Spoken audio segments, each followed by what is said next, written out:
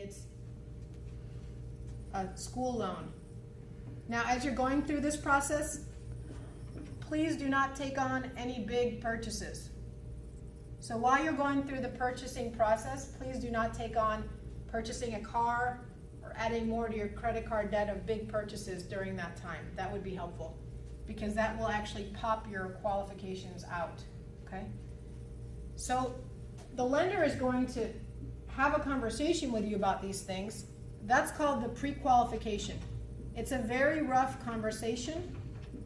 It's a quick conversation, and they're going to ask you, what's your income? What is your debt load? What do you have to pay out? What assets do you own, and what your credit score is? Based on that combination, they're going to tell you, well, it looks like on paper you're going to be able to be loaned this amount of money. Now, let's say you go to the next step, which is to actually get pre-approved.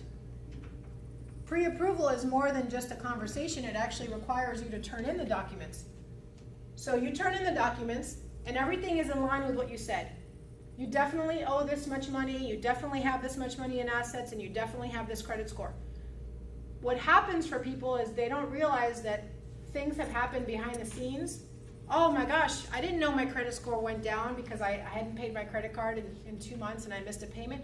Oh my gosh, I didn't know I had an IRS lien. Oh my gosh, I thought I had less on my school loan than I do. So this is where things change when you actually get the writing on paper. You'll have to turn in your tax returns, right? So once you get all that sorted and you get pre-approved, that's the real legitimate way in which you know what you can qualify for. Yes?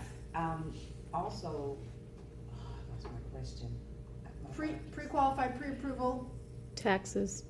your tax returns. In tax returns, what, each lender, don't they have like a different scoring process? There's a unified scoring process, I'll be honest with you, but they have different programs. Okay. So let's say your score is a 10 out of 10. Well, with this lender, you're gonna get these products, and with this lender, you're gonna be able to get these products. So you score a 7 out of 10. Okay. This lender says, I'm willing to lend to you, but another lender may not be willing to lend to you, etc. So your score is your score. Okay. Because you either have great credit or you don't. You either have a lot of assets or you don't. So it's not really, does that make sense? Okay. Yes. All right. Then you have to determine, when you sit down with your lender, how much are you willing to put down? What kind of loan do you qualify for? What the terms of the loan are. For instance, the ideal loan would be a 30-year loan. Again, I'm saying ideal loan. It's got to be what's ideal for you. There are shorter loans, 5-year, 10-year, 15-year, 30-year. So they'll discuss the terms with you of the loan. They'll discuss what the costs are.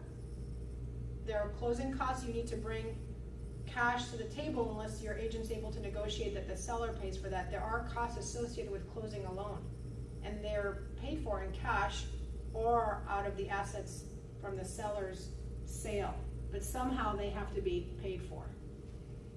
Okay. And then we're going to talk about getting your offer approved, going through the due diligence and contingencies, getting an appraisal, and obtaining the funding for closing. Okay, we talked about taking a look at your mortgage options, and you do this with a lender. They're going to talk about, first of all, what you want your down payment to be. That will help us determine what kind of loan you can get.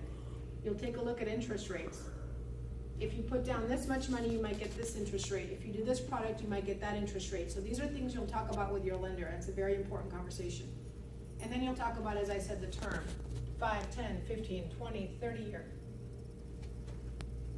You spread it out over time if you want your mortgage payments to be lower. If you want to cram your mortgage payments and get that house paid for faster, you might do a 15-year instead of a 30-year. Your mortgage payment monthly is going to go up. So it depends on how long you want to have it happen, how quickly you want to pay off your home. Let's talk about the 4 elements that go into your monthly payment. Okay?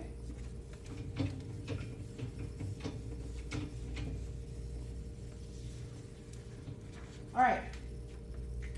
your principal, let's say we have that